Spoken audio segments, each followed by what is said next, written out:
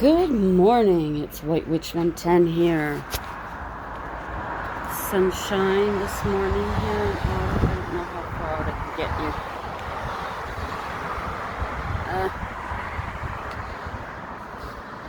you. Beautiful skies, you can smell the rain that we've had. Nice, cool. This smell reminds me of being at the cottage down on the deck in the morning. Nice and fresh. I'm home for part of the morning. We have a safety inspection and maintenance inspection of the unit. We've already had one of these before, not too long ago, so not exactly too happy about it. There's the Three Stooges. Gizzy, Pearl, Waverly, and poor Sassy Pants is by herself over there. They've just been insane this morning. Totally insane. A big sigh. There's my I don't even know that. I know that's mint. I can't remember what the others are. I think one's chamomile. I can't remember the other. And look at my clematis. Even down there. That one is coming back very well. This one, no such luck. That's not doing anything. So, it'll have to just stay like that. But, so I figure I would come out here and let you see. Oh, there goes a double-decker. How nice the morning is. Hubby should be already at work by now. He wants me to go by cab to work, so no problem. Out of service. What else is new? But, yeah, they're supposed to be here between 8, I think it's 8 and noon, or 9 and noon. I don't know, we threw the piece of paper out. But, either way, nice and quiet in between the traffic coming. Yeah, we've got all our birds moving around, the crow down there having a little walk. Gizmo yapping as usual. Heard the Crestal this morning. Haven't heard the Jays. Sometimes we hear the Cardinals, but not as often. European starling right there going into her nest. Pigeon.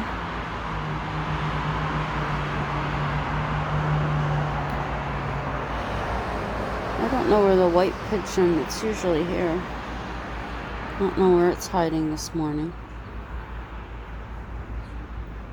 Seagulls, of course. Ooh, they're catching the waves. No, you can't stop here.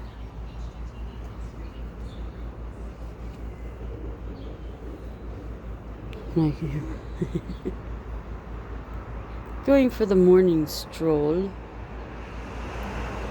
is the crow.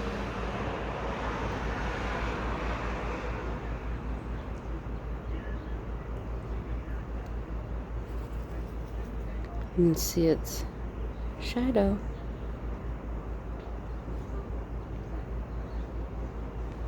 But yeah, I think I will continue, but I'll have to do it inside. I'd rather be reading it outside because it's so nice.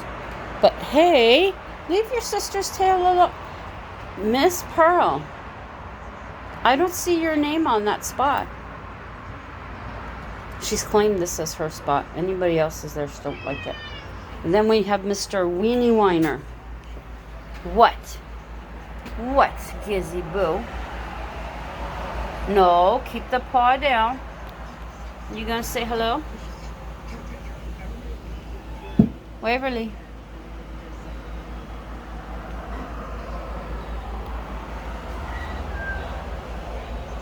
I'm coming in. Get. Oh, one of them's got the groove on this morning. The other one's not so much. Oh, these guys are going. So I will meet you inside. And I will continue the story for a little bit. Okay, we left off a few nights ago with Gary listening to the interview, Abigail walking in on him. So now we'll continue. Sorry if there's a bit of a movement to the video.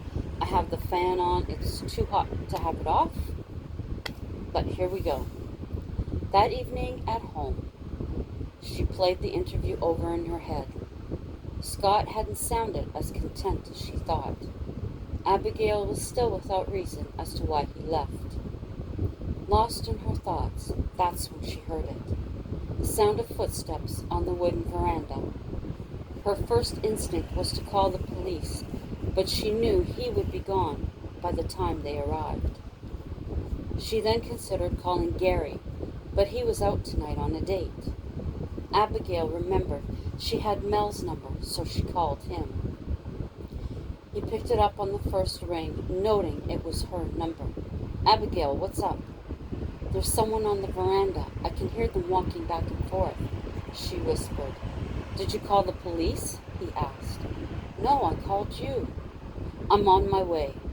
Hanging up, he made the time to phone the police. The footsteps continued, and they were heavy. It was an angry gait. Feet were planted with purpose. Abigail listened to the screen door creak open. The knob moved violently. Whoever it was, he wanted in. The intruder began to bang on the wooden door. Let me in, bitch, he shouted in an altered voice. Moments later, she heard the sirens and the footsteps running off. At that point, Abigail peered out the window.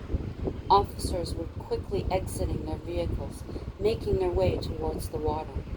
She heard the shouts as a warning shot rang out in the stillness. Mel ran to the door, knocking loudly for Abigail to let him in. Why did you call the police, she demanded to know. I knew they would get here before me, he explained. She moved aside to allow him in. Did you see anything?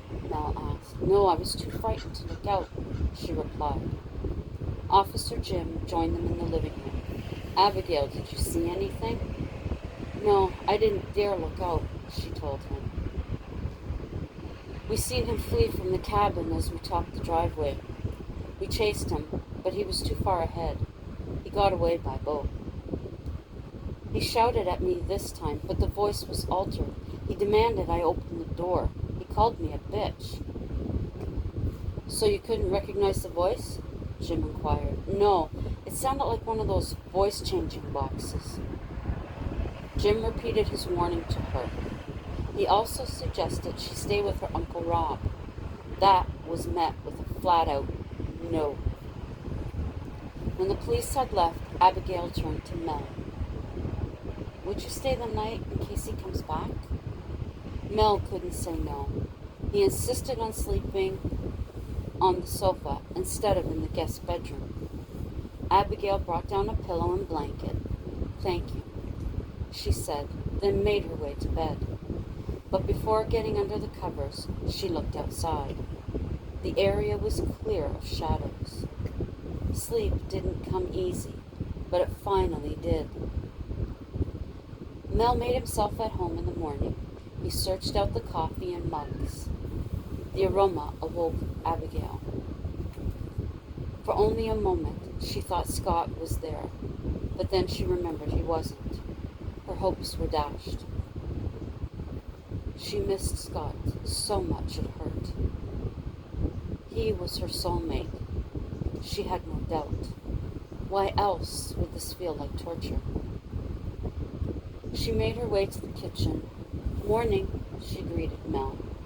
Hey, did you sleep at all? He asked. Yes, finally, she sighed, and took the mug of coffee from him. You should take the day off, he suggested. No, I'm good. I can't leave you and Gary to do everything. Plus, I don't want to be here alone. She half-heartedly smiled. Mel told her he'd be in after he went home to shower and change. At work, her uncle made mention of Mel's tardiness. He was at my place last night, Abigail informed her uncle. Seeing the expression on his face, she told him what had happened. Gary overheard. Why didn't you call me? You were on a date. Why didn't you phone the police? Her uncle inquired. Mel called them. He knew they would get there before he did. I'm going to say this again. You should have come to stay with us. Her uncle knew that long pause very well. Then have Mel or Gary stay with you. Again, he watched his niece roll her eyes. Get a dog. No to all the above, she stated. I'm sure it's Tom, Rob said. I know it isn't. It doesn't feel like Tom to me. I know his girlfriend had their baby a couple of days ago. He wouldn't leave them to come here. Her tone had changed. There was a melancholy to it. How can you be sure? He persisted. Abigail turned and snapped at him. Just leave it alone. She stormed off to the restroom where she could collect herself. When Abigail was positive her uncle had left, she returned to the room. Your uncle said sorry. It's just that he cares about you. We all do, Gary told her. I know. She took a seat at the desk. Maybe you should talk to your mom. Isn't that what girls do? Not in my case. My mother and I have had no type of relationship, and that's how I prefer it. Gary knew not to pursue the subject. Well, you can always talk with me, he offered. Or me, Mel said, entering the room. I'll keep both of you in mind, I promise. That was the end of the conversation. The day couldn't end fast enough for her.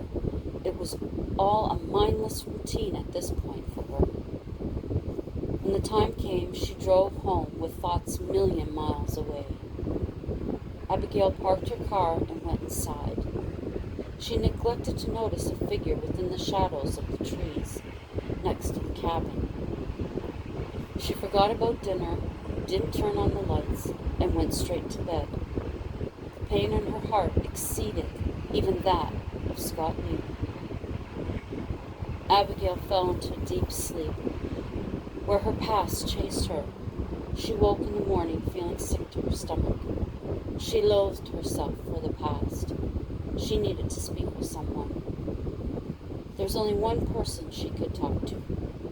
She picked up her phone, and dialed Nicole. Hey Nick, when you get this message, can you come over? I need to talk with someone. It's important. Outside, he stirred in the cover of the pines. He had fallen asleep. Peeking out from his hiding spot, he took note that her car hadn't moved. The plan would have to wait another day. He followed the path quickly to the dock and left in his small aluminum boat. Getting the message, Nicole made her way over to the cabin and let herself in. Abigail, she called out, but there was no response. Abigail, she shouted once more. The panic rose within her. Where was her cousin? Standing at the bottom of the stairs, she called up, Abby! Still silence, so Nicole climbed the staircase. She found Abigail sitting in a chair, staring blankly out the window.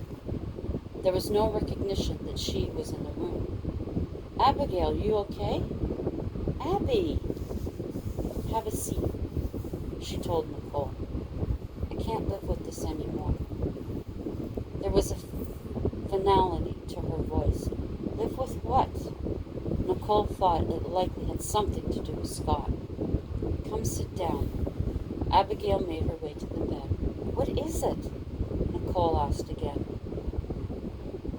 Something was done years ago in Toronto, Abigail began slowly. She seemed to be forcing the words from her throat. What happened? Nicole asked. Abigail began, though it was challenging.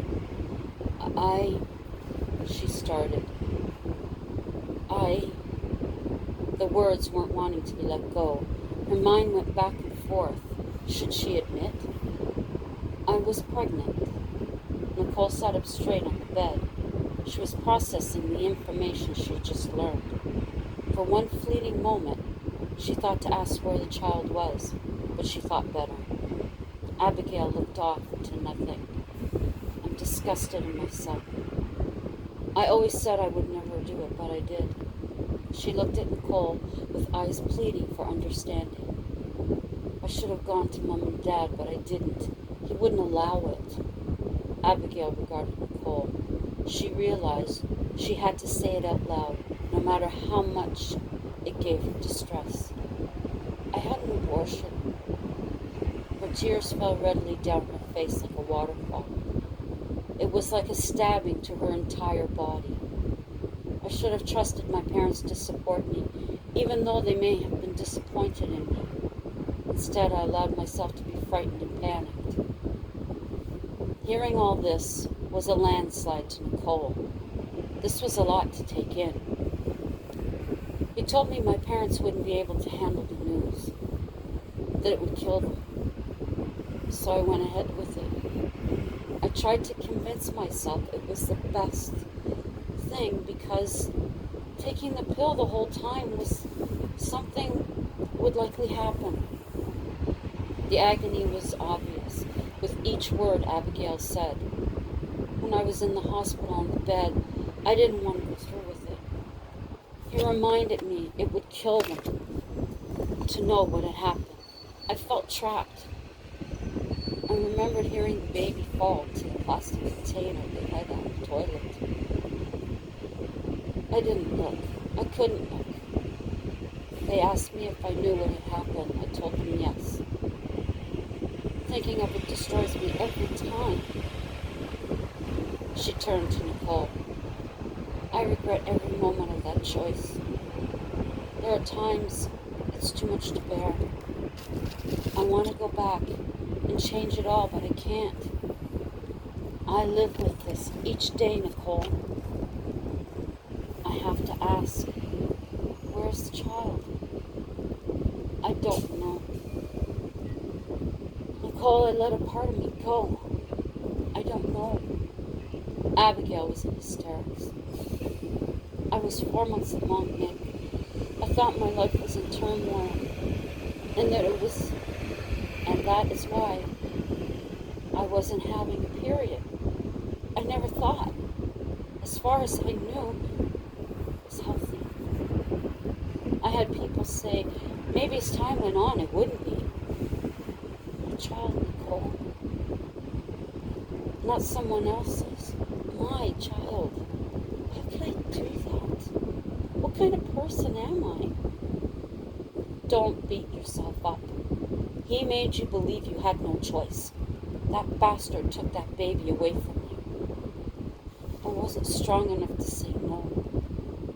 How could I have chosen him over my child? What mother does that? Abigail searched her cousin's eyes for an answer and found none. Abigail, Tom gave you no choice. You would never hurt your father. Nicole was holding back tears now. I'm a horrifying person. I'm a monster. She hung her head. Did you try and find someone to talk to?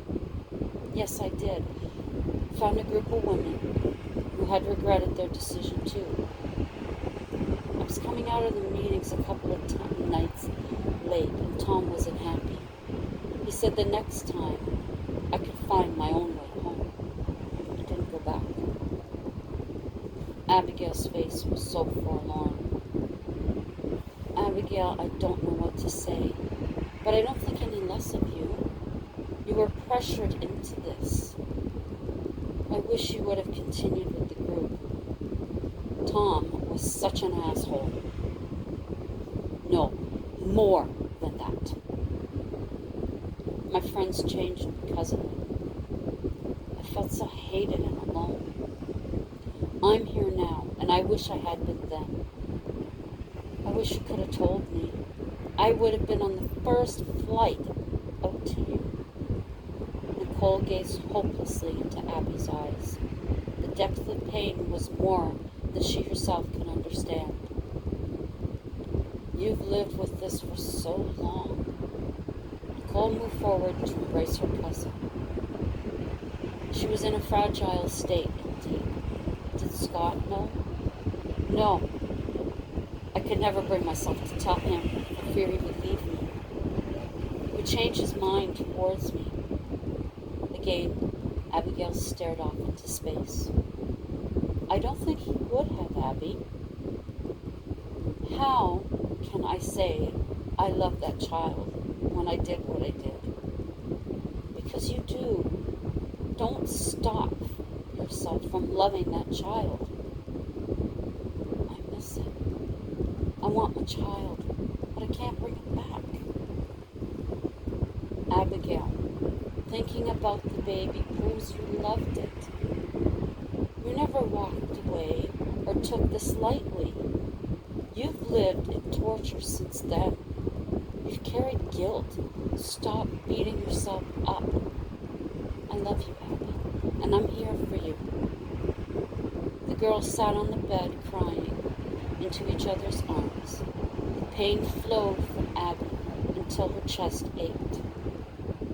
Nicole wanted to contact Scott and tell him what she had found out, but she knew she couldn't. It wasn't her place to do that. If the family only knew the extent of what Abigail had endured, they would be in disbelief. I'll keep this to myself, Nicole advised her. No. Tell your dad, James. I don't have the energy to.